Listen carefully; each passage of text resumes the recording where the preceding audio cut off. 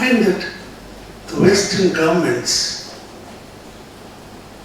their understanding of human rights possibly emanates from their Calvinistic or Lutheran roots, and they cannot understand, as Vrinda was explaining, why parents sleep with their children in a very different understanding of sleep.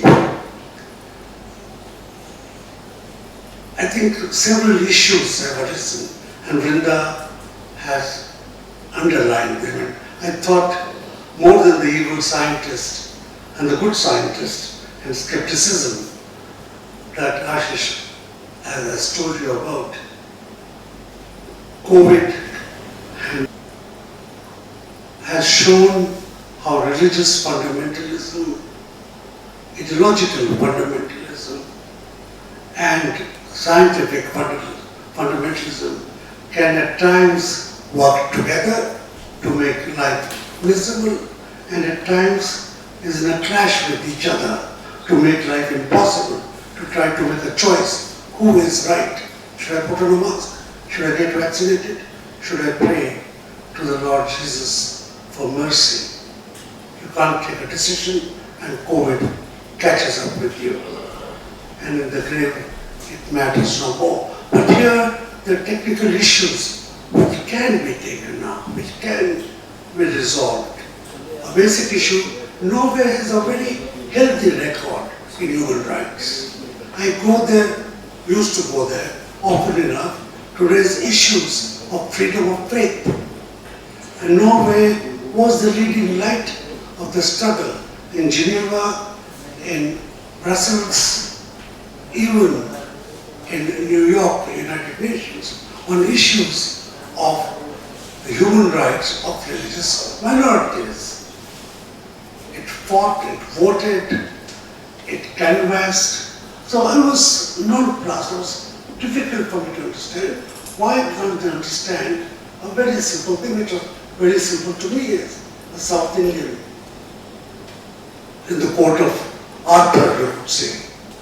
Why can't they understand the basic cultural rights of a child, contesting it with the state's right to ensure that the child is not being suffocated or shaken to death, or the many other ways that parents too can inflict on their child, knowingly, unknowingly, deliberately. But when it was a simple contest of the cultural rights of the child, of to be reared, to be educated in its maternal and paternal culture, in a Bengali culture, food habits, the religious culture, the mantras or whatever. I'm a Catholic, so it could be different for me and them. But for a Hindu, as an alien in Norway, with an alien culture, a microculture, for the child to be educated in that, to be brought up in that, instead of very sterile state religion-free culture, culture-free culture, or a Lutheran culture, which would be anathema in many ways.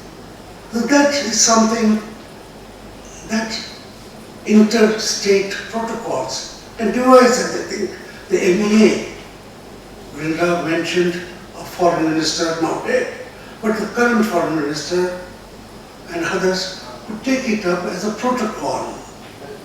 India is a signatory to many international protocols and many bilateral protocols. So if there is an adult protocol with European countries and American companies, that Indians are entitled to set up a temple for the various sects that exist in those countries, a gurudwara, even in Christians, Orthodox Rite Church. In a Christian country, which would seem funny, why can't a Christian go to a Christian church, which is the same everywhere?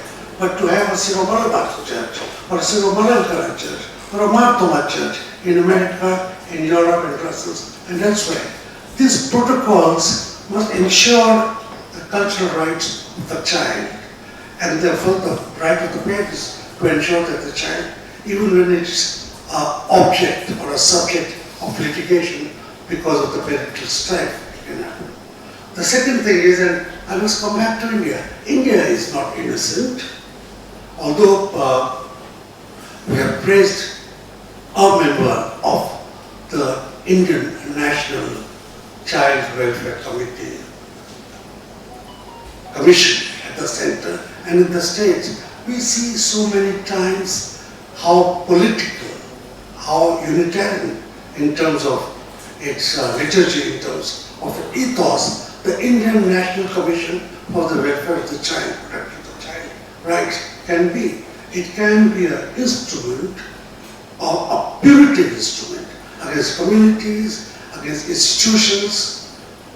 It can target institutions, parents, orphanages, and others when it suits regimes at the state or at the center. So possibly, I would urge Swarnia to also interrogate Indian institutions on how do they treat, in cases of divorce, in cases of separation, when it comes to who should the child go to. We read in the papers every day somebody being punished for stealing a child, for trying to exploit a child, because the winning partner, who often is not the mother, the winning partner wants the child with him in America and not with her in India.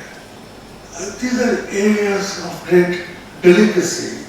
But ultimately, I would say, as a parent, myself and as a grandparent, ultimately is the right of the child which supersedes everybody else's right.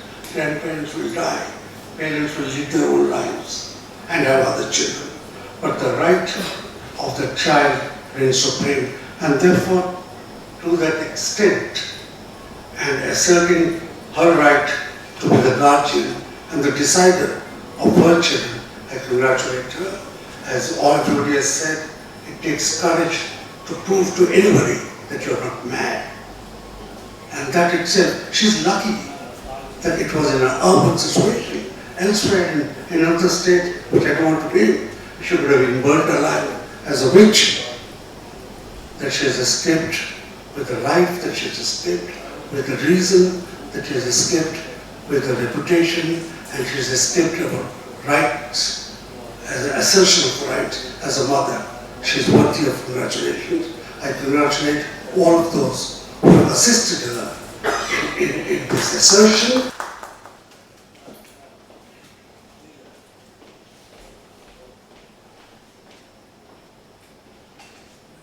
Thank you very much, Dr. Dayal, for that very wide-ranging discussion, which brought in a lot of aspects of this, and particularly the implications of giving so much power to any state agency. And it is true that we are seeing a sort of early beginning and awareness among the authorities of how this can be used as an intimidation tactic. It's very encouraging to see that there is a recognition that these models which have come to us from the West, where they have developed in a certain context, are people here who are stalwarts in the civil rights movement and in development and welfare thinking are starting to use the word subtle, complicated, and so on. I mean, I think that so long as we recognize that we don't have all the answers, I think that's when we become compassionate, and that's when we are able to look at the problem in front of us and try to understand it for what it is.